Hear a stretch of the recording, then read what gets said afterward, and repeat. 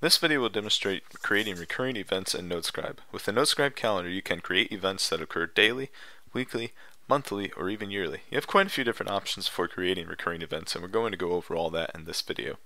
Since we've already gone over creating an event in the previous creating event video, let's skip right ahead to just start creating an event and we'll make it recur.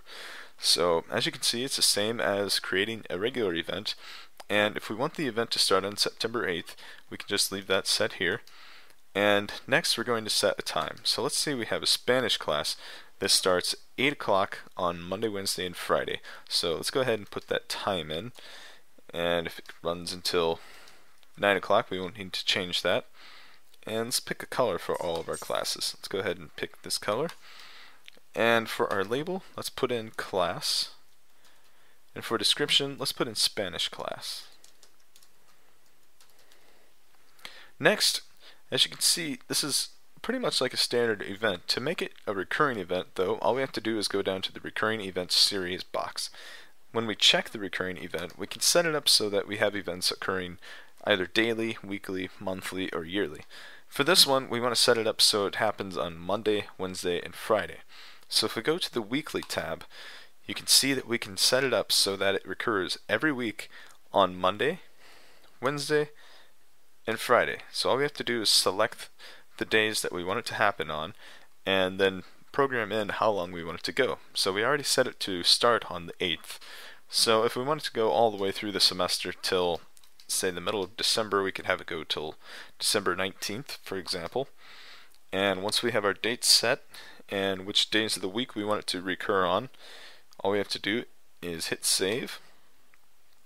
And as you can see, our event is now recurring every Monday, Wednesday, and Friday in September, also in October, and November, and December. So it's pretty easy to set up recurring events, and it's really convenient, and it's very flexible for you, the user, as well.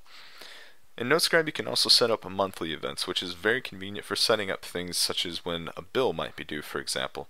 So let's go back into Create Event, and let's click on that day. And once again, we're going to create an event.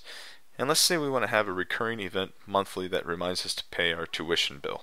So this is going to start on September 8th, and we can leave it checked on all days since typically bills aren't due at a specific hour of the day.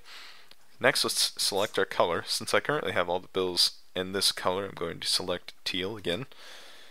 And for our label, we're going to put in tuition bill.